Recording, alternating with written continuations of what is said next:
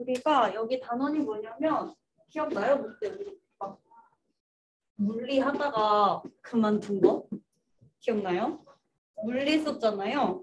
그래서 그 물리 중에서도 그 운동, 중력에 의한 운동에 대해서 배웠었어요. 그래서 두 가지 운동 배웠는데 등속 운동하고 그다음에 포물선 운동 이렇게 두 개를 배웠었단 말이죠. 너무너무 옛날 얘기라서 기억은 안 나겠지만 마지막으로 통합과학 수업한 지가 언젠지 보니까 5월 말? 5월 30일? 뭐 이렇더라고. 그래가지고 기억이 안 날만 하긴 한데 여기 지금 이 부분은 앞에 했던 내용이랑은 조금 상관이 없어가지고 그냥 좀 들어주시면 좋을 것 같고 여기 같은 경우는 당연히 처음 들어서는 잘 못해요. 근데 이제 여러분이 하기 쉬워도 들어놓는 게 도움이 되는 단원이기도 해요. 왜냐면은 고등학교 가면 약간 뇌저러거든 여기는. 저 무슨 소리 하는지 모르겠어가지고. 그래서 우리는 그냥 간단하게만 한번 볼 건데요. 총 3가지를 다룰 거예요. 관성이라는 거랑 그다음에 두 번째로는 운동량이라는 물리량이랑 우리가 아는 물리량이라고 하면은 뭐 속도, 속력, 가속도, 평균 속력 이런 거밖에 모르죠. 근데 이제 새로운 운동량이라는 걸 볼 거고요. 그다음에 이제 충격량 그리고 마지막으로 뭐 얘네들 사이의 관계 이렇게 보면은 이 단원이 끝나요. 그래서 약간 관성이 어떻게 보면 약간 뜬금없는 말 같이 보이고 얘네 둘이 되게 관련이 깊거든. 그래서 그 이 단원 전체적으로 봤을 때 운동량이랑 충격량 사이의 관계를 보는 단원이라고 생각을 하셔도 무방할 것 같아요. 일단은 관성이 뭐냐면 얘는 주위에서 힘이 작용하지 않는 이상 자신의 운동 상태를 유지하려고 하는 성질이에요. 힘이 없을 때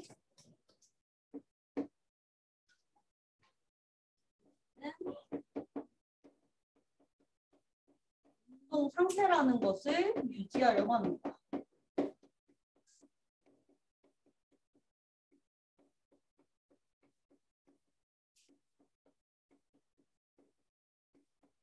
우리가 운동 상태를 뭐라고 하냐면요.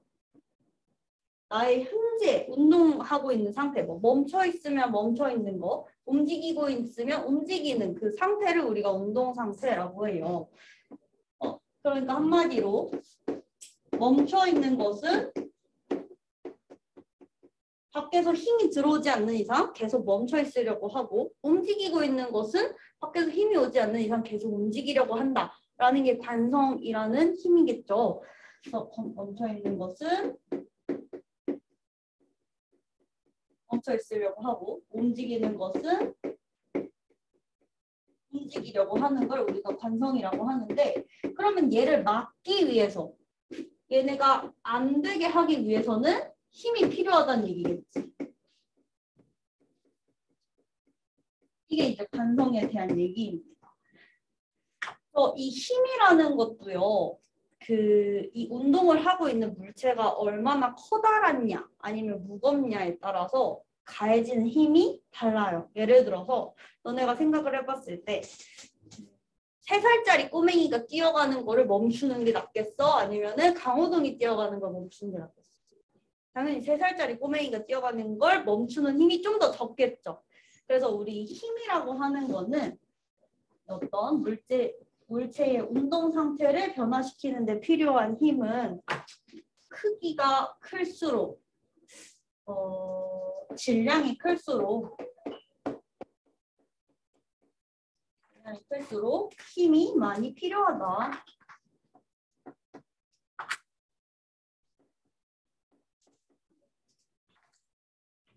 뭐 일상생활에서 볼 수 있는 관성의 역할 같은 거는 이런 것들이 있어요. 버스가 앞으로 가고 있어. 그럼 이 버스는 관성에 의해서 어떻게 하고 싶을까? 계속 앞으로 가고 싶겠지. 근데 이제 버스 기사가 브레이크라는 외부 힘을 작용을 해가지고 버스를 멈춘단 말이지. 그쵸? 버스를 멈출 수 있겠죠? 그러면 지금 이 버스 안에 있는 사람들도 버스랑 같이 앞으로 가고 있는 상태예요. 근데 이제 버스는 외부의 힘을 받아서 이렇게 멈췄어. 근데 버스 안에 있는 사람들은 어떨까? 지금 납득할 수 있어. 이 버스 안에 있는 사람이 계속 앞으로 가고 있었어요. 근데 갑자기 버스가 멈췄어. 그러면 그 버스 안에 있는 사람들도 갑자기 멈출까? 버스 안에 있는 사람들은 아직 앞으로 가고 싶어. 그렇기 때문에 이 사람들이 앞으로 이렇게 쏠리는 거예요. 버스가 멈춤에도 불구하고. 이런 것들을 관성이라고 하고요. 또 아니면은 버스가 이렇게 멈춰 있다가 그럼 사람들도 이 안에 가만히 이렇게 멈춰 있었겠죠? 버스가 갑자기 움직였어. 그럼 이 사람들은 어때? 아직 그대로 멈춰 있고 싶겠죠. 그렇기 때문에 아까 그 사람들이 있었던 위치는 뒤쪽이 되겠지. 그래서 뒤로 이렇게 쏠리게 되는 겁니다. 그래서 이런 것들이 다 관성에 의한 현상이라고 봐주시면 될 것 같아요. 그래서 여기가 관성이고 관성은 그렇게 어렵지 않죠. 쉽죠. 이것도 다 쉬워요. 이제 운동량이라고 하는 거는 우리가 P라고 나타내게 됩니다. 이 P는 뭐냐면 그냥 영어 약자예요. 예를 들어서 우리 전류를 약자로 뭐라고 하죠? 전류? I잖아. 전압은? 님들 V잖아요. 저항은요? R이지. 근데 이제 저항의 단위는 뭐예요? 옴이지. 그러니까 그 단위하고 어쨌든 걔를 부르는 저 약자고 다르잖아요. 운동량도 마찬가지예요. 이 운동량을 부르는 약자는 P고요. 얘도 우리가 물리량이니까 크기하고 방향으로 얘기를 해볼 수가 있겠죠. 우리가 운동량의 크기를 뭐라고 하냐면 질량 곱하기 속력이라고 나타내요. 그러니까 어떤 물체, 운동하고 있는 그 물체가 가지는 물리량을 운동량이라고 얘기를 합니다. 속력과 질량을 가진 물체가 가지는 물리량이 운동량이 되겠죠. 예를 들어서 이런 거. 동그라미 공이 있는데 얘가 3kg 정도 돼요. 근데 얘가 움직이고 있어. 뭐 옆으로 3m/s. 그럼 얘의 운동량을 우리가 이제 나타낼 수가 있다는 게 되겠죠. 근데 이때 이 운동량이 방향을 가지고 있는 값인데 질량과 속도 중에 누가 방향을 가지고 있을까요? 뭐 질량이 위로 3kg, 아래로 3kg 이런 건 없잖아요. 뭐 오른쪽, 왼쪽 가지고 있는 거는 방향이 이 속도가 되겠죠. 그래서 우리가 운동량에서의 방향은 속도의 방향과 같습니다. 그래서 이제 여기가 약간 중요해요. 여기서 계속 계산하는 게 나오는데 여러분이 이 방향 자체를 이제 부호로 잘 나타내줘야 되거든. 우리가 며칠 전까지만 해도 운동했었잖아요. 중학교 3학년 3단원 운동했었잖아. 근데 그거 할 때는 문제에서 방향이 중요했었어. 속도가 뭐 어느 쪽이냐, 오른쪽이냐, 왼쪽이냐 그런 말 안 물어보고 그냥 속도의 크기는, 속력의 크기는 뭐 그렇게 물어봤잖아요. 그럼 여러분 그냥 5m/s, V는 7m/s 이렇게 얘기했잖아요. 근데 이제 여기서는 오른쪽으로 7m/s, 왼쪽으로 7m/s 이런 식으로 방향이 굉장히 중요해집니다. 그래서 우리가 여기서 나타내주는 방향은 속도의 방향이라고 얘기를 하셔야 되고 이제 여러분이 조금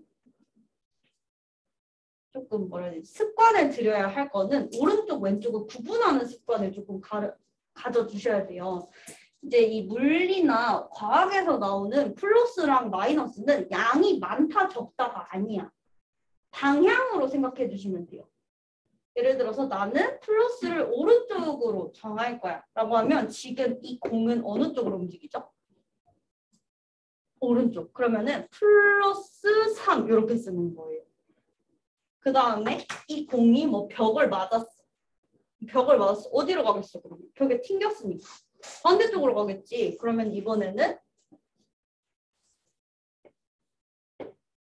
근데 이번에 뭐 튕겨가지고 속도가 좀 줄었어. 그러면은 2m/s로 뭐 줄었다 치고 그럼 이번에는 마이너스가 되는 거야.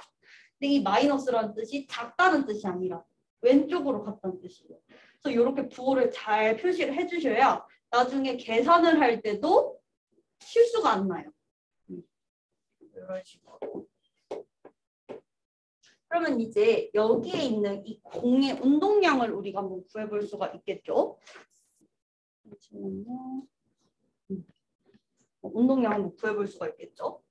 운동량 어떻게 구한다고? 질량 곱하기 속도. 그럼 얘 같은 경우에 운동량이 9kg/ms가 되겠네. 그래서 얘 운동량은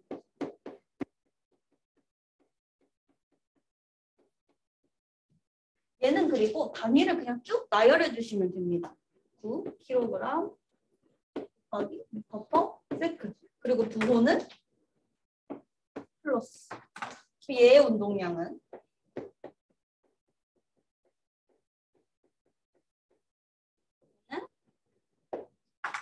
마이너스 6kg/s. 이렇게 나타내면 우리가 이런 거를 운동량이라고 한다라고 생각을 해주시면 돼요. 그러면 충격량은 뭐냐? 충격량은요, I라고 얘기를 해요. 얘는 어떤 물체가 어떤 질량을 가지고 어떻게 움직이냐에 대한 값이라고 하면 충격량은 얼마만큼의 힘으로 몇 초 동안 쳐맞았냐라는 얘기예요. 그러면 지금 약간 미리 보기로 생각을 해봤을 때 이 공이 가다가 벽에 어떤 힘을 받고 쳐맞아가지고 지금 속도가 늦어졌어. 그렇지? 운동량이 바뀌었지. 그러면 우리가 이 충격량을 배우고 나면 이 운동량과 뭔가 연관을 지을 수 있지 않을까? 내가 쳐맞은 만큼 운동량이 변했어. 내가 이렇게 그냥 이렇게 쭉쭉쭉쭉 가고 있었어. 근데 이 벽을 안 만났으면 운동량이 변했을까? 외부에 힘이 없잖아. 관성에 의해서 외부에 힘이 없으면은 내가 가진 그대로 성질이 유지가 된다 그랬었죠. 근데 얘가 쭉쭉쭉쭉 가다가 벽에 쳐맞았어. 쳐맞고 나서 방향도 바뀌고 속력도 바뀌었어. 그치?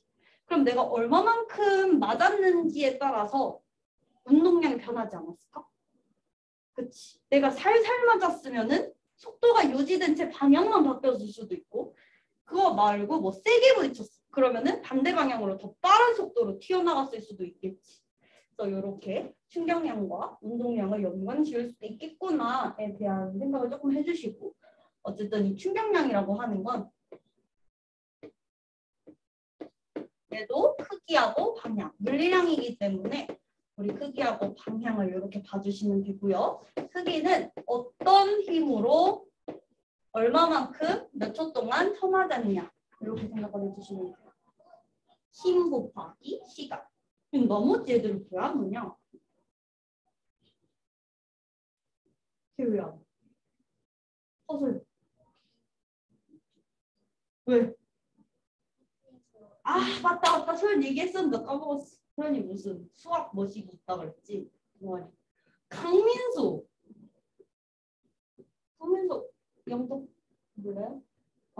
몰라요? 몰라요? 성재 몰라? 너네 학원 친구들이랑 연락처 안 하는구나. 같은 학교라도.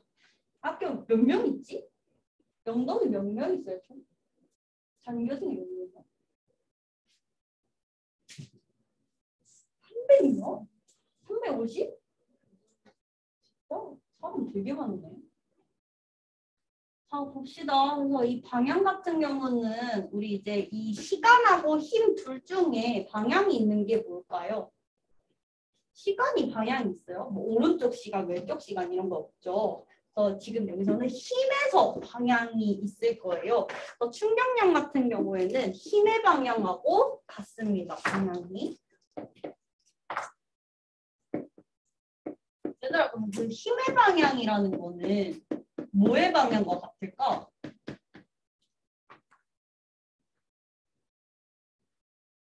F는 뭐라고? F는? 뭐가 이거야? F는? 우리 운동할 때 썼어. F는? 이렇게 시험 끝나고 싹다 잃어버릴 수가 있지 얘들아. F는 MA잖아. MA. M 곱하기 A. 질량 곱하기 가속도. 그래서 너네 그걸 썼잖아. 등속 운동일 때는 가속도가 없어서 힘이 없고 등가속도 운동일 때는 가속도가 있어서 힘이 있다. 막 이런 걸 썼잖아. 그래가지고 우리 이 F는 M 곱하기 A예요. 그러니까 한마디로 이 F의 방향은 사실은 이 가속도 A의 방향이랑 같았다. 그러니까 한마디로 이 충격량 같은 경우에는 가속도의 방향하고 같다고 얘기를 해도 맞는 말이 되겠죠. 어쨌든 충격량은 이제 얼마만큼의 힘으로 몇 초 동안 참아졌냐 라는 얘기가 되는 거고요. 그거는 방향이 이제 힘의 방향과 같다. 이렇게 해주시고 이제 이 둘의 관계를 살펴보는 게 중요하겠죠. 아까 말한 것처럼요.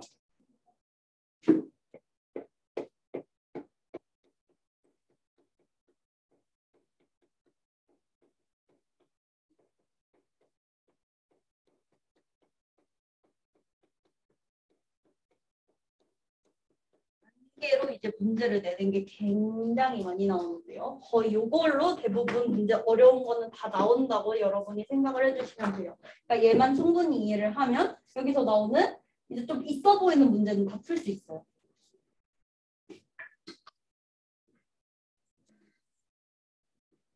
쉽게 하면 얘는 조금 이런 문제 있잖아요. 지금 요 그림대로 나오는 문제는 진짜 어려운 문제예요. 고등 통합과학 1 정도에서 왜냐면 저것도 이해를 못하거든. 애들이 이제 저거에다가 충격량이 들어갔을 때도 이해를 잘 못해가지고 저 정도만 해도 되게 어려운 문제라고 할 수가 있겠고 쉬운 문제라고 하면 평면상에서 일어나는 문제겠죠. 일직선상에서 공이 앞으로 가고 있었어요. 뭐 얘는 조금 크니까 5kg이라고 하고 얘 같은 경우 10m/s의 굉장히 빠른 속력으로 가고 있었어요. 오른쪽으로 가고 있었으니까 나는 얘를 플러스라고 줄게요. 속력을. 이렇게 가고 있었어요. 근데 이제 내가 뒤에서 손가락으로 민 거야. 얘를 밀었어. 손가락 눌러줬어요. 그러면은 힘이 뒤에서 작용을 한 거죠. 그렇죠? 근데 이때 얼마만큼의 힘으로 작용을 했냐면 5N 정도의 힘으로 3초 동안 밀어줬다고 생각을 해볼게요. 그러고 나서 얘를 이렇게 생각을 해주세요. 그러고 나서 이제 얘가 속도가 어떻게 변했을까?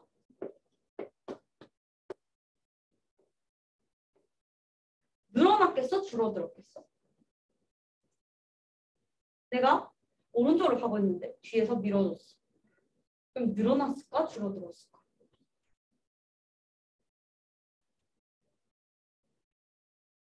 늘어났겠지? 뒤에서 밀어줬잖아. 그러니까 속력이 당연히 늘어났겠죠. 그래서 이렇게 늘어났을 때 지금 이 바뀐 운동량은 누구의 영향을 받은 거야? 충격량만큼의 영향을 받은 거죠. 그래서 이거를 우리가 어떻게 생각을 하냐면 처음 운동량, 지금 처음 운동량이 얼마예요?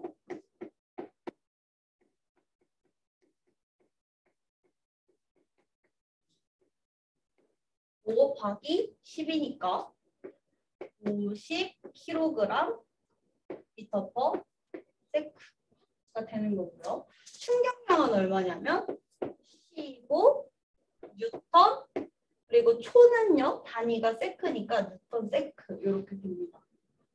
여기까지 이해돼요? 내가 얘를 이렇게 쓰지 말고 S로 쓰는 게 나을 것 같아요. 이렇게 하면은 조금 더 이해가 쉽겠죠? 그러면 충격량은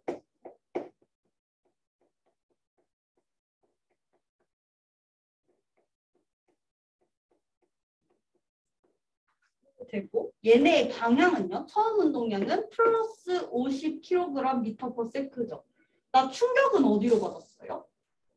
지금 이 얘의 방향과 똑같은 방향이죠. 그럼 이 충격량 앞에도 플러스를 붙여주셔야 합니다. 이해되나요? 그러면은 이제 뭐가 되냐면 나중 운동량이 되는 거예요.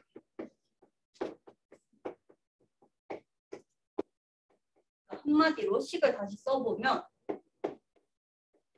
내가 처음에 운동량을 가지고 있었겠죠. 그렇죠? 그 다음에 거기다가 보이나? 충격량을 더해주면은 그 충격량에 따라서 나중 운동량이 결정이 되는 거잖아요. 지금 요거까지 이해가 되나요? 저 식이 이해돼요? 내가 처음에 운동량 가지고 있었는데 얼마만큼 쳐맞았어. 그랬더니 나중 운동량이 변했어. 이해가 되죠?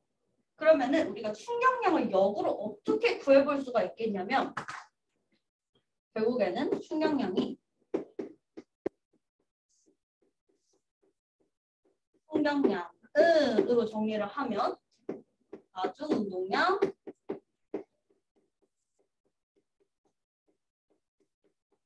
빼기 처음 운동량이 되겠죠.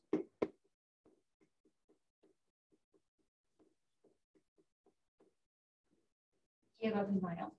요걸 가지고 이제 나중은 우리가 운동량을 아마 주고 충격량을 역으로 구하는 그런 문제라든지 이제 이 충격량 자체는 식이 또 아까 뭐였지? F 곱하기 P지. 그러니까 여기서 이렇게 또 연관을 지어가지고 이때 사용된 힘은 얼마인지 역으로 구한다거나 그런 문제들이 나오면 이제 조금 어려운 문제구나라고 여러분이 생각을 할 수가 있겠죠. 이해됐나요? 그리고 이 중간에 지금 보면 마이너스가 들어가 있어요. 그렇기 때문에 부호를 잘 써야 된다고 얘기를 하는 거예요. 예를 들어서 이 처음 운동량이 왼쪽이야. 그럼 마이너스 뭐 어쩌고겠지. 그럼 얘네 둘이 합쳐지면 플러스가 된단 말이야. 그러면은 나중에 답이 바뀔 수도 있어.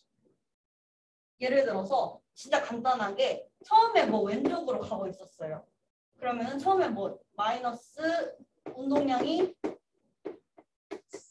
마이너스 4야. 그 다음에 나중에 운동량이 플러스 6이야. 그렇죠? 근데 여러분이 이거 부호 잘 안 써가지고 그러면은 계산했을 때 나중 빼기 마이너스 4니까 답은 10이 나와야 된단 말이야. 충격량은 플러스 10이 나와야 되는데 아 몰라 나는 이거 부호 잘 모르겠고 그냥 처음 운동에 플러스 4 쓸래. 그러면 답이 2가 돼요. 뭔 소리인지 알겠죠? 부호 제대로 안 챙기면 답이 위아래로 바뀝니다. 그럼 그냥 다 틀려요. 그러면은 내가 처음부터 이 부호 제대로 안 해놓으면요. 나중에 어디서 틀렸지? 하면서 멘붕이 나요. 그러면 이제 머리가 깨지는 거지. 그럼 지우개를 박박 지우고 이제 시험 시간 한 5분 남았는데 지우개를 박박 지우고 문제 풀다 보면 머리가 아프겠지? 그럼 뒤에 한 3문제 남았는데 못 풀겠지? 근데 이게 그 뭐지 고등학교 되면 시간이 부족해 진짜로. 지금은 과학 시간이 남잖아요. 남지 않아? 남아서 한 2번 정도 공부하지 않아? 왜냐면 지금은 약간 사실 계산하는 거는 이번에 운동할 때 계산한 거 하고 뭐 옛날에는 다 그런 거였잖아. 소화순환 이런 거니까 그런 거는 외워서 풀면 되니까. 이렇게 이제 계산하는 게 나오고요. 그러면은 하나 여러분이 꼼꼼한 친구라면은 의문을 가질 만한 게 있어요. 뭐냐면 아니 지금 부호가 저 단위가 다르잖아요. 운동량의 단위는 킬로그램 미터 퍼 세크고 지금 저 충격량은 뉴턴 S잖아요. 근데 왜 얘네를 같이 이렇게 계산을 할 수가 있을까? 지금 보면은 이 충격량 같은 경우는 뉴턴 S고요. 그쵸? 그 다음에 요 옆에 오른쪽에 운동량 어쩌고 저쩌고 하면은 킬로그램 미터 퍼 세크란만 있어. 그럼 얘네가 같다는 거를 우리가 증명을 해야지 계산을 할 수가 있겠지. 얘에 대한 증명을 하나 해볼게요. 증명이라고 하기에는 사실 조금 민망하기도 하지만 어쨌든 우리가 충격량 우리가 힘 곱하기 시간이라고 얘기를 했어요. 그렇죠? 그러면 얘를 좀 더 풀어서 얘기를 해보면 질량 곱하기 가속도 곱하기 시간 이렇게 나타낼 수가 있겠죠. 여기까지 이해돼요? 얘를 이제 단위로 한번 나타내볼게요. 질량은 단위가 어떻게 되죠? 킬로그램. 요거 A 가속도는? 가속도 단위 뭐였지? 미터 퍼 세크 제곱이었잖아. 그렇지? 이해돼요? 그럼 가속도는 요거였죠. 근데 거기다가 또 뭘 곱하냐면 초 세크를 곱해요. 그러면 요거를 다시 한번 보기 좋게 정리를 해보면 여기 킬로그램이랑 미터 그리고 S는 위에 있는 값이고요. 아래에 S 제곱이 들어가요. 맞아요? 그러면은 이게 지워집니다. 그러면 결과적으로 이렇게 생긴 게 나오면서 운동량의 단위랑 충격량의 단위랑 같다는 것을 나타낼 수가 있겠죠. 이해됐나요? 그렇기 때문에 우리는 이 충격량을 가지고, 그러니까 운동량을 가지고 충격량을 계산할 수가 있다. 라는 내용이 되겠죠. 그리고 이제 요거만 하면 끝나요. 저 아까 막 장수가 2페이지가 넘어갔잖아. 저 내용이 끝이야. 이제 하나만 더 하면. 뭐냐면 충돌과 안전이란 내용이에요. 어떻게 하면 내가 덜 아프게 처박을 수가 있을까에 대한 내용입니다.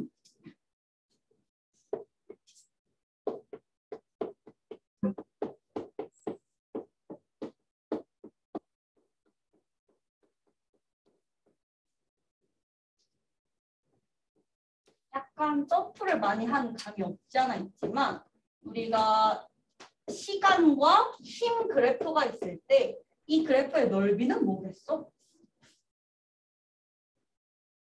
우리 이런 거 운동단원에서 많이 했죠. X축이 시간, Y축이 힘일 때. 예를 들어서 요렇게 힘이 일정하다고 하면 요 넓이는 뭘까요? T 곱하기 F잖아. 충격량이겠지? 이 넓이. 이해가 가요? 그렇죠? 그럼 이 경우에는 T도 있고 F도 일정해. 그러니까 그냥 X 곱하기 Y 해가지고 쉽게 구할 수가 있겠죠. 저 사각형의 넓이는. 근데 이제 어떻게 보면은 가끔 요런 그래프가 있어요. 여러분 적분할 줄 알아요? 적분? 아직 적분할 줄 모르지. 그럼 이런 그래프 나왔어요. 어떻게 할까요? 구분구조법으로 다 나눠가지고 적분할까? 아니지. 적분할 줄 모르나. 그러면은 이거의 충격량은 어떻게 구해? 나 충격량 알고 싶은데. 충격량 넓이라 그랬는데 내가 지금 적분을 못하네. 우리가 아까 충격량 어떻게 구한다고 그랬어요? 나중 운동량 빼기 처음 운동량으로 구한다고 그랬죠. 그래서 이런 경우에 충격량을 요긴하게 구할 수가 있어요. 이렇게 우리가 충격량 그래프에서 넓이를 못 구할 때 그러니까 F 곱하기 T로 충격량 구할 수가 없을 때가 있을 거 아니에요. 힘 같은 경우 계속 바뀌게 되면은. 그럼 여기 같은 경우에는 나중 빼기 을 해주고 그 다음에 이제 역으로 충격량 같은 경우 지금 F 곱하기 T인데 이 F가 일정해요.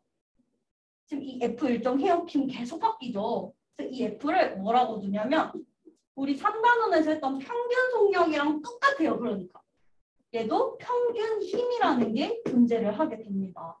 그러니까 평균 힘 곱하기 시간이랑 같고만 해서 거꾸로 이 평균 힘을 구해주는 거예요. 이렇게 문제를 푸는 게 또 하나 더 있고요. 어쨌든 그럼 요거를 한번 계산을 좀 정리를 해보면은 결국에 이 평균 힘이라고 하는 건 어떻게 정의가 되냐면 충격량 나누기 시간이 될 거고요. 또 다르게 정리를 하면서 충격량은 우리가 나중 운동량 빼기 처음 운동량으로 정의를 하니까 그렇게 될 거예요. 여기까지 이해가 되나요? 그러면 여기서 나타내는 요 평균 힘이라는 건 뭐냐면 내가 받는 충격력이야. 어떻게 보면은 내가 지금 달려가서 저 벽에 부딪힐 건데 그 부딪히는 속도도 똑같고 시간도 똑같아요. 그럼 그러면은 전체적인 충격량은 일정할 때 어떻게 하면 내가 받는 피해를 줄일 수 있을까에 대한 얘기가 충돌과 안전입니다. 그러니까 똑같은 속도로 부딪힐 때 그래도 이왕 부딪혀야 된다면 좀 덜 상처받는 방법으로 부딪히는 방법이 없을까? 라고 생각을 한 게 충돌과 안전이에요. 그래서 내가 받는 피해가 이 충격력이야. 힘이 크면 내가 부딪힐 때 뭐 몸이 다 부서지는 거고요. 힘이 작으면은 부딪혀도 이렇게 살짝 부딪히게 되는 거예요. 그럼 이 충격량이 일정할 때 뭐에 따라서 이 충격력이 바뀔까요? 지금 남아있는 변수는 이 t밖에 없죠. 그러니까 내가 똑같은 충격량으로 부딪힌다고 하면 좀 더 오랜 시간 부딪히는 게 힘을 줄일 수 있는 방법이다 라는 겁니다. 이해가 될까요? 진짜 이해가 될까요? 예시로 하나 설명을 해보면 이 예시까지만 하고 계속 이것만 하면 끝난다 이것만 하면 끝난다 얘기를 해서 미안한데 여기다가 예시를 한번 설명을 해보면요.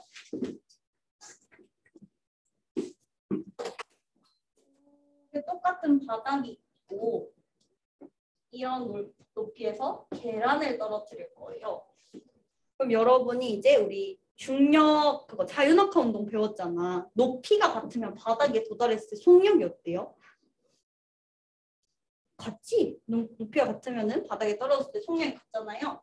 예를 들어서 여기는 쿠션이 있고요. 뭐 예를 들어 여기에는 바닥이 있어요. 딱딱한 바닥, 딱딱. 여기는 촉바라고 할게요. 이렇게 두 가지 바닥에 준비가 돼 있고 높이는 같아요. 그러면 바닥에 이렇게 떨어질 때 두 계란의 속도는 우리가 같다라고 얘기를 했죠. 맞아요. 그러면은 뭐 예를 들어 속도를 10m/s라고 해볼게요. 둘 다 바닥에 도달할 때 속도가 10m/s. 10m/s. 처음에는 0이겠지. 내가 처음에 떨어뜨렸을 때는 속력이 0이죠. 그러면 우리가 이 계란이 떨어지는 동안 받는 충격량을 구할 수가 있을까요? 얘네가 똑같이 1kg이라고 합니다.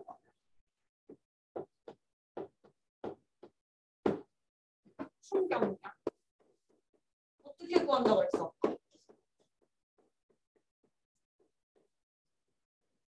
F 곱하기 T 또는 나중 운동량 빼기 처음 운동량으로 구한다고 그랬죠. 나중 운동량은 얼마예요? 10kg. 나는 아래쪽을 플러스라고 줄 거예요. 그러면은 지금 요 힘 같은 경우도 아래쪽으로 작용하고 있습니다. 나중 운동량 같은 경우가 지금 플러스 10m/s가 되겠죠. 그다음에 처음 운동량은 얼마예요? 0이 되겠네요. 그치? 이해가 가요? 그러면은 충격량 자체가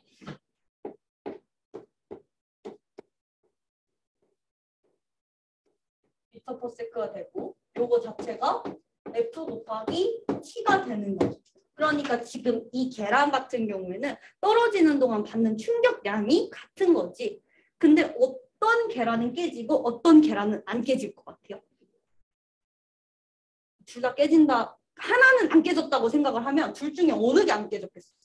왼쪽이 안 깨졌겠지. 저 푹신한 계란이. 푹신한 계란은 왜 안 깨졌을까?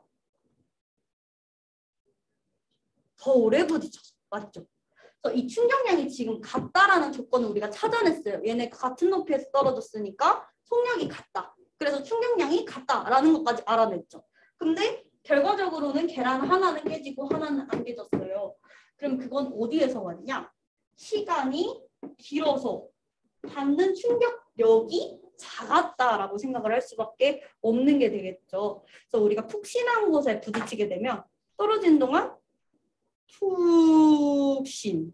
이거 좀 비과학적인 설명이긴 한데 떨어지면서 이걸 내가 어떻게 설명해? 그치? 보여줄 수가 없잖아. 떨어지면서 푹신 이렇게 떨어지게 되니까 접촉하는 시간이 조금 더 길어요. 그 쿠션이랑.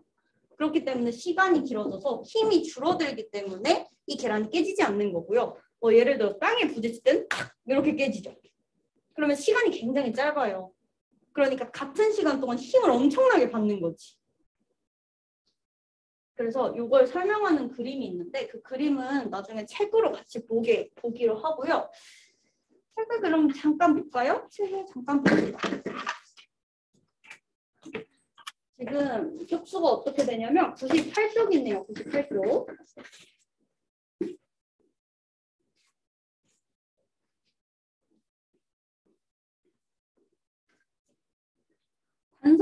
관성에 대한 얘기가 나와 있어요. 관성은 원래의 운동 상태를 유지하려는 성질입니다. 98페이지예요. 이 관성의 크기, 그 원래의 성질을 유지하려고 하는 성질은요. 아까 말했듯이 질량이 클수록 더 큽니다. 그래서 우리가 그 성질을 변화시키기 위해서는 더 많은 힘이 필요한 거였고요.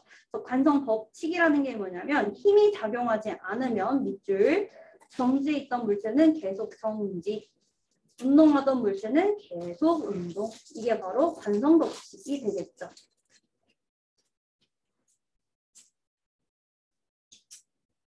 그래서 밑에 현상은 여러분이 한번 읽어보시고 아까 그 버스 얘기예요. 그래서 버스 얘기라서 크게 뭐 넣고 읽어보시면 되고요.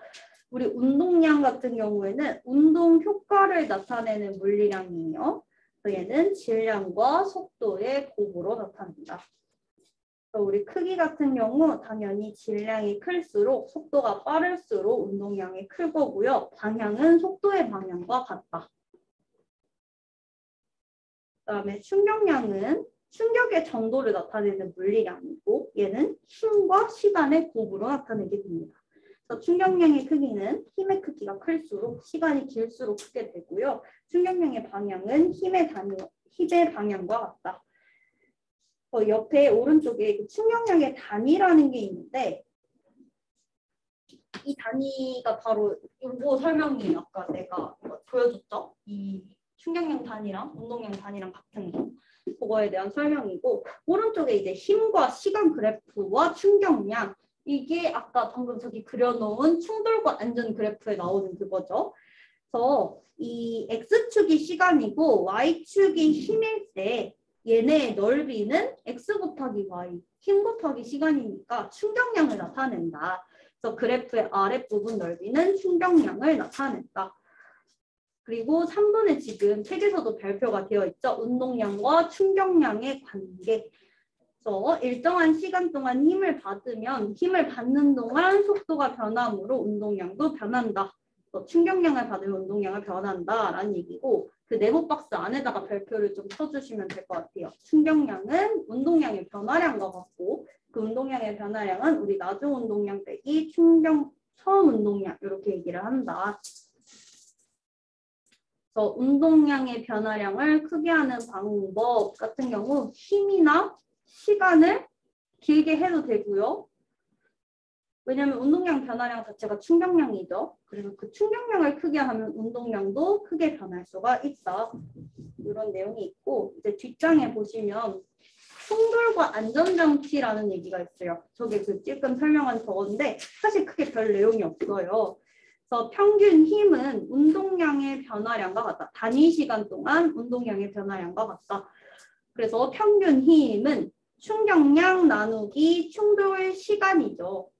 그 충격량을 우리가 운동량의 변화량으로 구할 수 있다라는 거고 그림이 오른쪽에 나와 있어요. 이 평균 힘에 대한 그림, 저기 그려져 있는 그림과 같죠. 그래서 이렇게 힘이 일정하지 않은 경우에 우리가 저 넓이를 구하기가 어려워요. 적분 아니고서는 어렵기 때문에 저 넓이를 운동량의 변화량으로 구한 다음에 전체 시간으로 나눠주면 평균 힘이라는 게 나오게 되죠. 그래서 우리가 충돌했을 때 충격을 조금 줄이기 위해서 저 평균 힘을 줄이는 방법이 가장 좋다라는 얘기를 지금까지 쭉 한 거고요. 그래서 평균 힘과 충돌 시간의 관계 별표. 충격량이 같다면 시간이 짧을수록 힘이 커지는 거고요. 시간이 길수록 힘이 작아진다. 한마디로 지금 충격량이 같을 때 힘과 시간은 비례야? 반비례야? 반비례지? 그래서 그거 조금 봐주시고, 자, 계란 얘기가 이제 밑에 나와 있네요. 물체가 받는 충격 줄이기. 충격량이 같더라도 시간이 길어지면 힘의 크기가 작아진다. 그래서 얘들아, 이 그래프가 이제 시험에 꼭 하나씩 나오는 그래프예요. 저 계란 부딪힐 때 저 볼록볼록한 그래프 있죠. 지금 단단한 바닥에 부딪혔을 때 저 넓이하고 푹신한 방석에 부딪혔을 때 넓이는 어떨까? 넓이가 같을까요? 다를까요? 저 넓이가 나타내는 게 뭐야? 충격량. 그치? 충격량 아까 뭐라 그랬어? 저 딱 받은 뭐 푹 받은 속력이 같으니까 충격량 같다 그랬죠. 그렇기 때문에 얘네의 넓이는 같아요. 지금 그래프 모양은 달라도 넓이는 같습니다. 근데 보시면 Y축 피크, 제일 높은 곳에 있는 Y축 피크는 누가 높아요? 딱딱한 바닥이 훨씬 높죠. 왜냐하면 같은 충격량을 가지고 있을 때 얘는 힘이 작아. 그렇기 때문에 그 똑같은 충격량을 만들려면 힘이 엄청 커야지 넓이가 그 정도가 되겠죠. 근데 이제 푹신한 방석은 시간이 엄청 기니까 똑같은 충격량을 만들려고 해도 충격력이 작아도 되는 거예요. 뭔 소리인지 알겠어요? 네. 그래서 이런 식으로 우리가 얘기를 할 수가 있겠고요. 그래서 포인트는 뭐냐? 일단 첫 번째 기억에 나올 만한 거. 충격량이 같은 걸 아냐? 라는 얘기가 기억에 나올 거고요. 니은, 평균 힘의 크기는 그럼 누가 더 크냐? 이런 거 물어볼 거고. 그 다음에 마지막으로는 뭐 속력, 구체적으로 속력 계산해봐. 약간 이런 것 나올 수가 있겠네요. 고등학교 가면 기억, 니은, 디귿 문제가 개 많이 나와요. 1, 2, 3, 4, 5 문제 거의 없고 기억, 니은, 디귿 문제가 많이 나옵니다. 그런 거 생각을 해주시면 딱 내기 좋은 문제예요. 이거 딱 내기 좋은 테마다. 그래서 우리 밑에 안전사고 예방과 안전장치는 뭐에 대한 내용이냐면 우리가 안전하게 사고가 날 걸 예상을 해서 안전하게 부딪히려면 어떻게 해야 된다는 거야? 부딪히는 시간이 길어야 된다는 얘기지. 그래야지 내가 받는 힘이 줄어드니까. 그래서 밑에 나와 있는 모든 지금 거의 내용은 다 약간 푹신한 것들이야. 에어백, 범퍼, 자전거 안장에 뭐 용수철, 옆에 보호대도 푹신푹신한 거. 뭐 이런 것들 다 뭐냐면 받는 힘을 받는 시간을 늘려서 내가 충격을 줄이게 해주는 그런 장치들입니다. 근데 뭐 다른 거 하나 더 있다면 안전띠 같은 경우는 이 힘과 시간에 관련된 게 아니고 그냥 내가 관성에 의해서 앞으로 쏠려나가는 걸 막아주는 장치예요. 그래서 약간 원리가 다르다. 여기까지만 하면 내용 끝입니다. 일단은 여러분 문제를 한번 쭉 풀어봐 주시고요. 그러고 나서 풀다가 아마 개 어려울 거예요, 문제. 그래서 풀다가 이제 모르는 거 있으면 제가 풀어드릴게요. 지금부터는 이제 쭉 문제를 풀어주시면 될 것 같고요. 그러고 나서 이제 다음 시간 2교시부터는 LT 안 본 친구들은 LT 보면 될 것 같고 그 다음에 LT 다 본 친구들, 저번 주에 와서 LT 본 친구들은 요거 숙제, 지금 요거 숙제 부분 하면 될 것 같아요.